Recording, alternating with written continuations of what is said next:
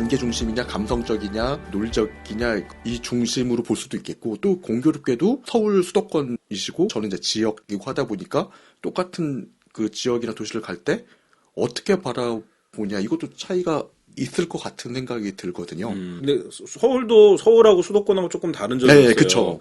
서울은 지하철이 중심이 되어 네. 있죠. 왜냐면은 차가 많이 밀리니까 지하철이 제일 빠른 이동순환이 되기도 하는데 지하철이 일단은 1호선부터 8호선이 있고 그 외에도 김포 골든라인으로 연결되는 9호선 네. 뭐 등등이 있어가지고 생각보다 서울은 지하철로 연결되는 곳이 많아요. 네. 또 경전천까지 포함하면 굉장히 세부적으로 많이 가거든요. 그래서 의외로 서울 사람들은 버스 노선을 잘 모릅니다. 네, 그렇죠. 버스를 타고 다니는 분들이 있는데 그분들 이제 다니던 길만 가지 버스 타시는 분들이 중간에 어디를 연계해서 어디로 가면 된다는 응용까지 못 가요. 그러니까 제가 이제 대중교통을 이용을 많이 해서 그런 건 몰라도 서울 버스가 그게 번호가 의미하는 바가 있잖아요. 네네네네. 난 서울 사람들 몰라요. 진짜 그 잘 만들었다고 생각했는데 그럼 서울 사람들 이거 쉬우니까 다 알 거라고 생각했는데 아유, 왜 다 모르시더라고요. 이명박 전 시장이 이명박 전 대통령이 된 게 이거 서울 버스 노선 정비해서 그런 거잖아요. 아, 물론 이거 말고도 있지만 네. 이게 굉장히 큰 의미가 있었거든요. 이제 광역버스 그 빨간 버스 말고 이제 그 뭐죠? 간선 버스라고 파란색 버스로 그 번호 3개 달린 거. 그 녹색 버스가 지선, 네네네. 초록색 버스가 지선 네네네. 버스로 알고 있는데 세 글자인 게 첫 번째 숫자가 출발하는 지역, 네. 그다음에 두 번째 숫자가 그 가는 네, 도착하는 지역, 그다음에 마지막 세 번째 숫자가 그냥 1년 번호인 거고. 네. 111번이면 1번 지역에서 1번 지역으로 이동하고 첫 번째다. 네. 112번은 두 번째다. 이렇게 되는 건데. 그러니까 이걸 아시면 그래서 우리 동네는 300번대 그렇게 많이 지나갔구나 이게 딱 되실 건데. 네, 근데 그거 의외로 모르는 분이 네, 많아요. 왜냐면 그러니까요. 지하로만 많이 가니까. 그래서 서울 사람들이 의외로 자기가 고정적으로 다니지 않는 곳에 가면 지하로만 다니니까 지상에 올라가고 놀라는 거예요. 여기가 이렇게 바뀌었어? 이러는 거죠. 지하철 얘기가 나와서 말인데 지역 사람들한테 지금 이제 지하철이 많이 생기긴 했지만 옛날에 서울만 지하철이 있었으니까 네. 지하철은 로망이에요. 그러니까 우리 동네 없으니까 진짜 기차 같으면서도 서울에만 있고 막 최첨단 시설에 막 어린아이들 입장에서는 제 조카가 지금 초등학교 이제 6학년 올라가는데 그렇게 지하철 타고 싶어 하거든요. 그래서 대전 갔다가도 막 괜히 지하철 태워준다고 막 한 두 정거장 일부러 내려서 가고 그랬었는데 저도 이제 어렸을 때 그런 어린 시절을 겪었다 보니까 지하철 그게 타고 싶었었는데 서울 갈 때 어느 순간 제가 잠실에서 영등포역을 가는데 2호선으로 지하 30분 이상 지하로만 가니까 너무 싫은 거예요. 맨날 똑같은 내가 몇 년 전만 해도 이거 좋다고 막 타고 다녔었는데 좀 크니까 이 지하로 가는 걸 내가 뭐가 좋다고 이렇게 막 좋아했었나. 그 이후로는 제가 대수는 버스 타고 다니려고 하긴 하는데 지방에서 아직도 어린애들은 지하철은 막 최고의 교통수단 막 있으면 좋겠다는 그거고 거의 좀 파생돼가지고 서울이랑 지방이랑 숫자가 차이 많이 나는 것들이 있거든요. 그 중에 가장 대표적인 게 에스컬레이터예요. 지방은 에스컬레이터가 별로 없어요. 아, 그래요? 네. 생각을 해보시면 에스컬레이터가 있는 곳들이 지하로 내려가거나 올라가는 데인데 지하철이 없잖아요. 저도 엘리베이터라고 단순히 생각했었는데 엘리베이터보다 더 수도권화, 서구화가 됐다는 거에 상징이 에스컬레이터 숫자더라고요. 네.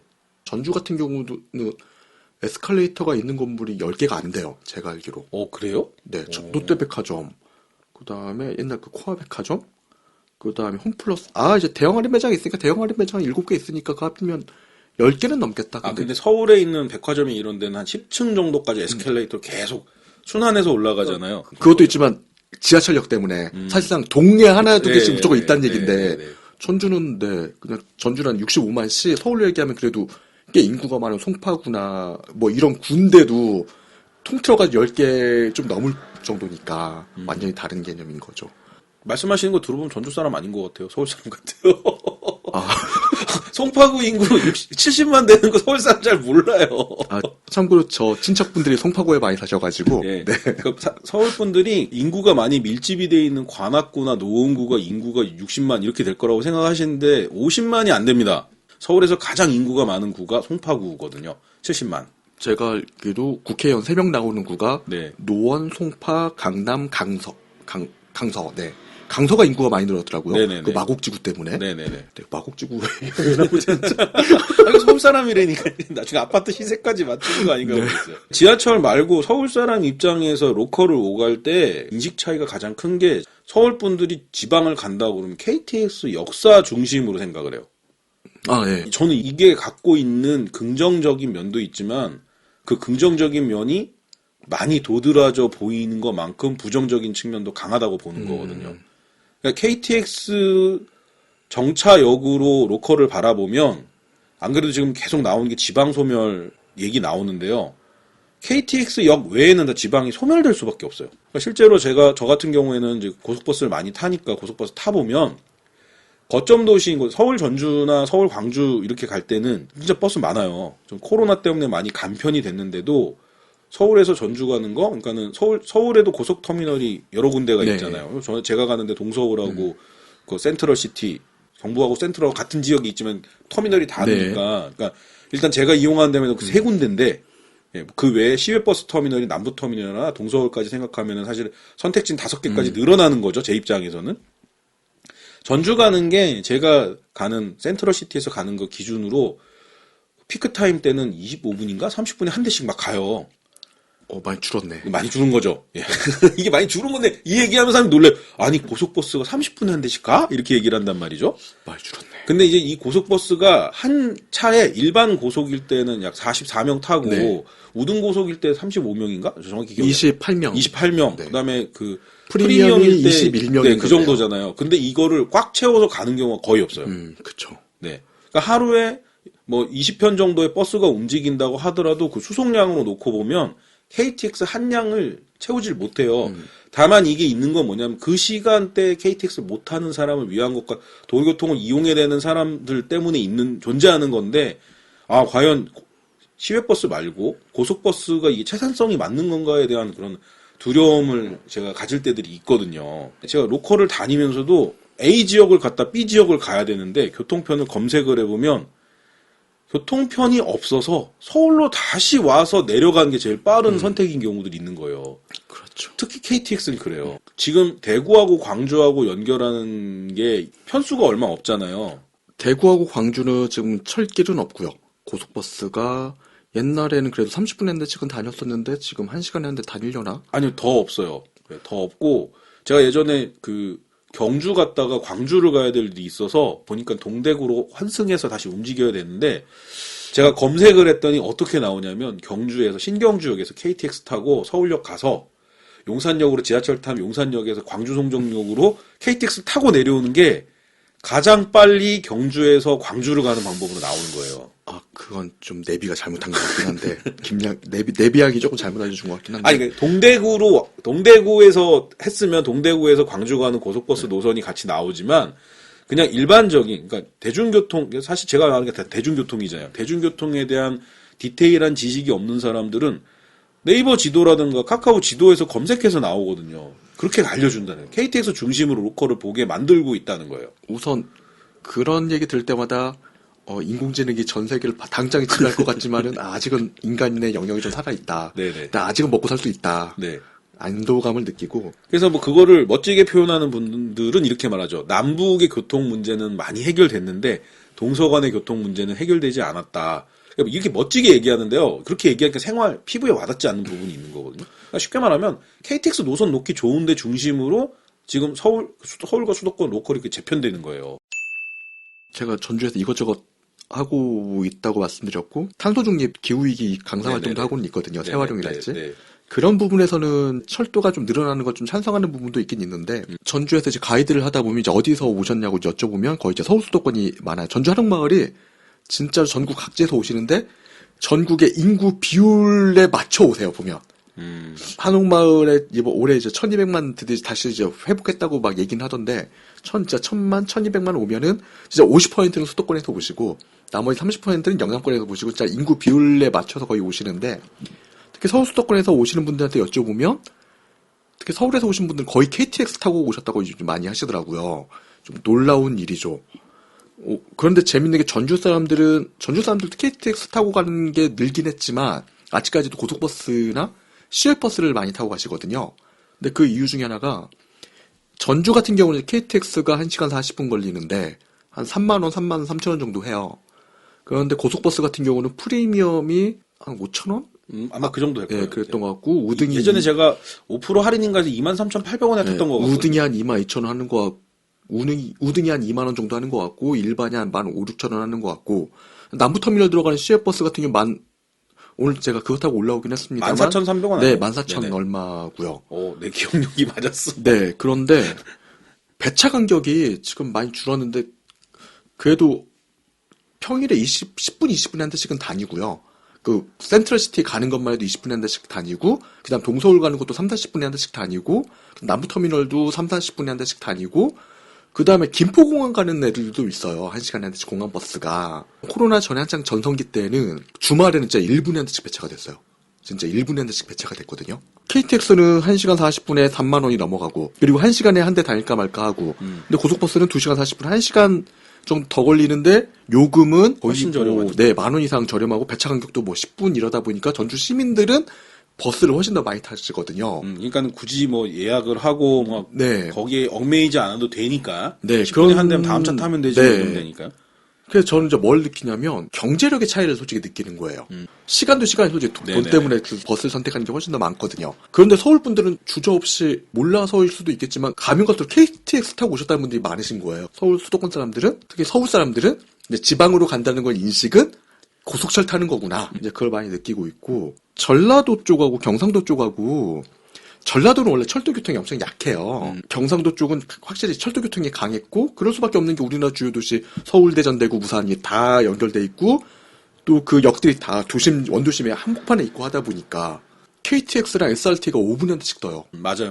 네, 5분에 한 대씩 뜨고 그 객차가 산천 같은 경우가 8칸 탈 수 있는데 거기 60명만 탄다 하더라도 68, 48, 480명인데 버스 10대 규모잖아요. 거기에다가 장대 열차 두 장 붙이는 경우 있으니까. 네. 원래 KTX 가면 거의 뭐 500명, 600명까지 탄다는 얘긴데. 예. 근데 그럴 수밖에 없죠. 벌써 부산이 350만에다가 대구 250만에다가 대전 거쳐가니까, 예. 이런 식으로 하면은 뭐 비교가 할 수 없는 건데 그래도 많이 달라진 게 광주는 전주보다 훨씬 더 버스 팬이 많았는데 많이 줄었어요. 그때 경험 보셨지만은 어쩔 때는 광주에서 서울 가는 버스가 전주에서 서울 가는 버스보다 일찍 끊어질 때가 있었잖아요. 네네. 저 그 충격이었었거든요. 아, 세상에 광주가. 우리나라 최대의 고속버스 회사가 금호인데 금호의 본사가 광주거든요. 그리고 광주 유스케어가 동양 최대 터미널이라는 얘기를 했었어요. 그러니까 말씀하셨다시피 서울이 가장 큰 거 아니냐라고 하겠지만 서울은 센트럴이랑 고속버스 터미널이 회사가 주체가 다르잖아요. 네. 근데 광주는 그냥 그 하나거든요. 5분에 한 대씩 다녔던 광주도 그게 버스가 확 줄 정도로 KTX가 영향력이 좀 상당하다. 그다음 KTX가 더 무서운 게 뭐냐면 아무리 멀어도 2시간 반이면 다 연결을 하다 보니까 네. 이제 서울 수도권 사람들 생각으로 부산이나 여수나 제주도 아니면 당일 관광지로 생각을 한다고 하더라고요. 아, 그렇겠다. 그러네요. 네네. 그게 좀 지역, 특히 관광 입장에서 엄청난 타격이긴 해요. 원래 관광이란 건 어떻게 해서든 하룻밤 묵어가야 쓰는 돈도 그렇고 활성화되는 측면이 완전히 다른 건데 당일 관광지로 인식하다 보니 그냥 머물다만 이제 가는 거죠. 그렇죠. 숙박을 해야지 의식주를 같이 네. 경험하는 셈이 되기 때문에 솔직히 숙박을 해야지 요즘 얘기 나오는 그 관계인군이 뭐니 이런 거 네. 정이 들거든요. 네. 네. 근데 그런 거 없이 지나가게 되면은 그냥 뭐 휴게소 들듯이 가게 되는 지역도 생기는 거고.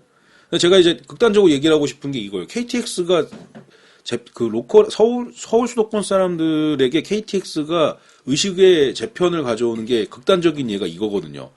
서울에서 강릉 가는 거 KTX 생겼잖아요. 그래서 서울역이나 청량역에서 출발해서 가는 게 1시간 20분이면 네, 가요.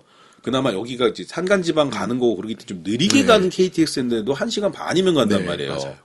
근데 태백산맥을 넘지 않는 지역 중에 진짜 애매한 지점이 어디냐면은 홍천이에요. 아, 그러니까 사람들이 홍천 하면은 춘천 아래에 있는 홍천 그 닭갈비 원조 네. 홍천 이렇게 생각하시는데 홍천이 지도를 딱 검색해서 그 경계를 보면 이게 진짜 고구마처럼 생겼거든요. 아, 그쵸.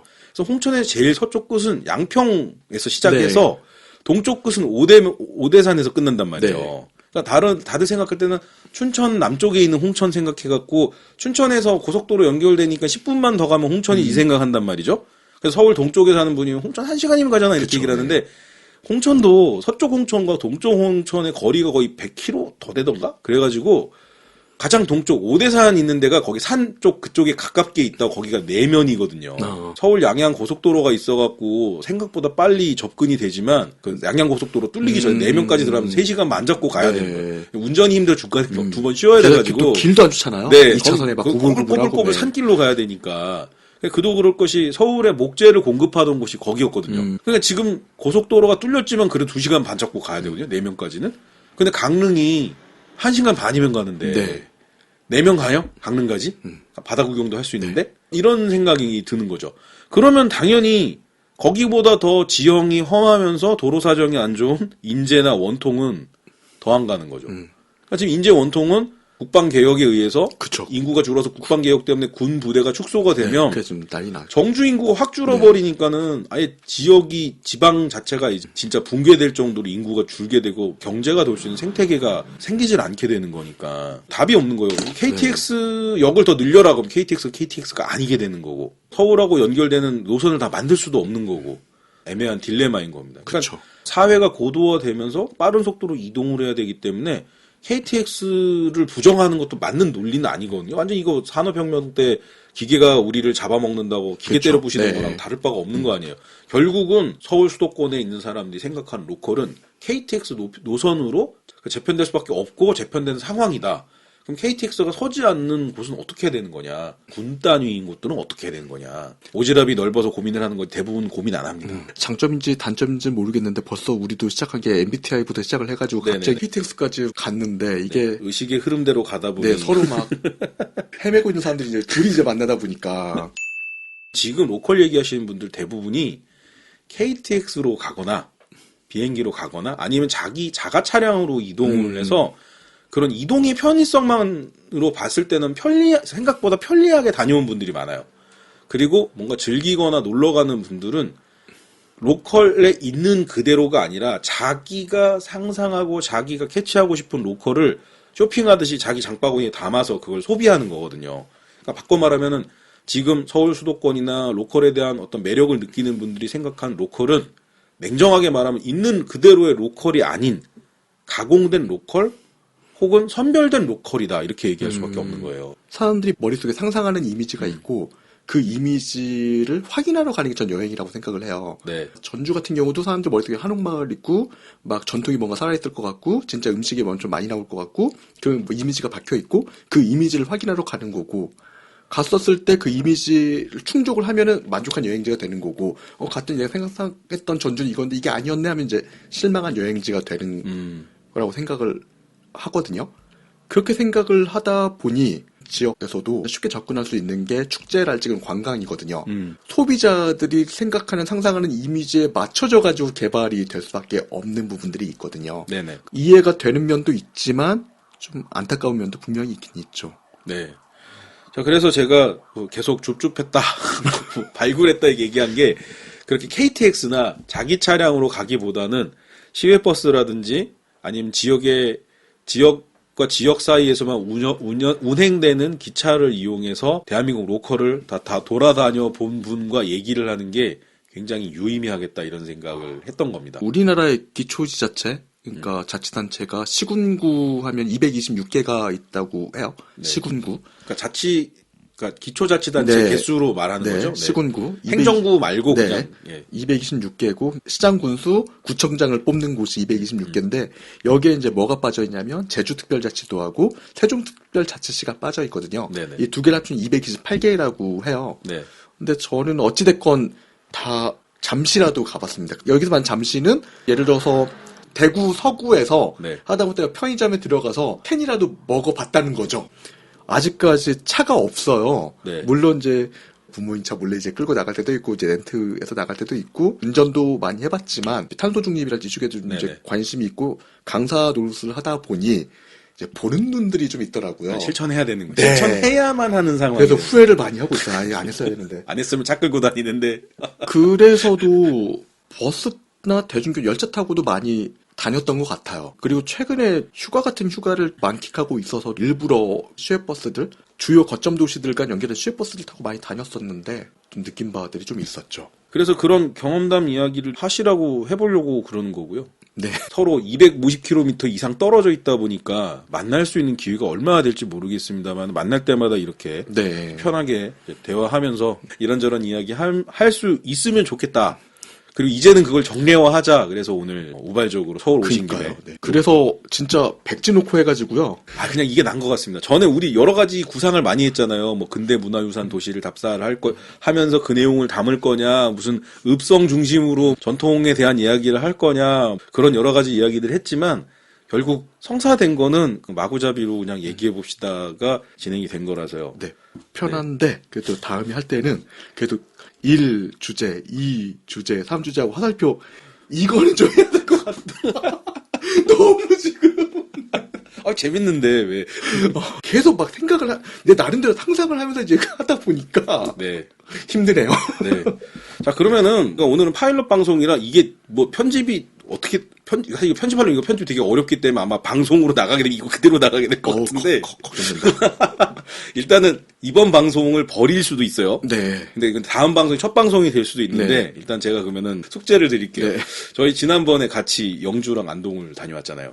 네. 네. 그때 뭐 이상한 기차 여행 하신다면서 하루 시간 내서 영주로 오면은 영주 부석사 무량수전 베을림 기둥의 그 아름다움을 구경시켜 주겠다라고 해서 제가 그때 끄덕끄덕하면서 새마을호 타고 영주를 갔었습니다. 네. 예. 무궁화호보다 더 느린 새마을호 타고 갔었는데 할 말이 많죠.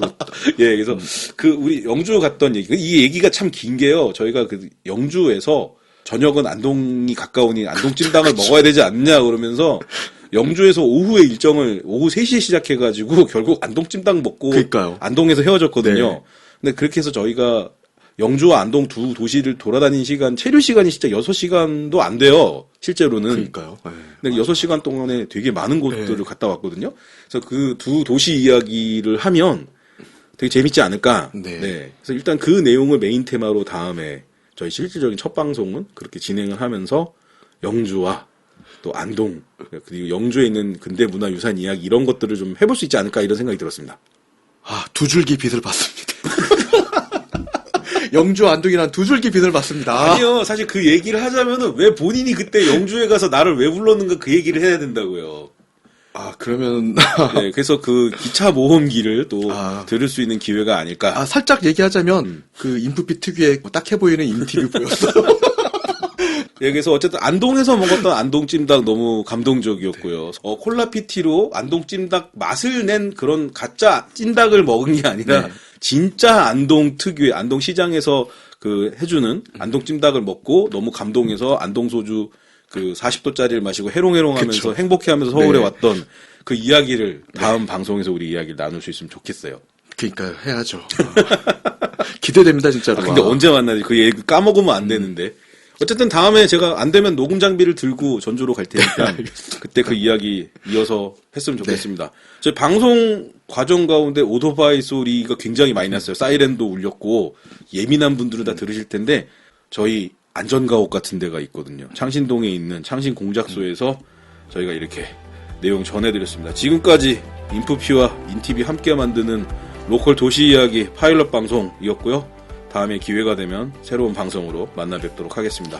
네, 또 만나요. 네, 수고하셨습니다.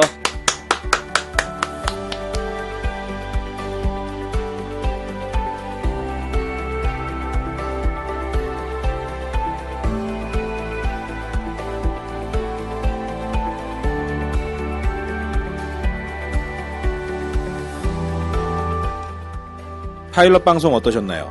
이후로 간김의 로컬 첫 번째 시즌 철도 관사마을 편 3부작이 이어집니다. 좋아요, 구독, 알림 설정 부탁드립니다.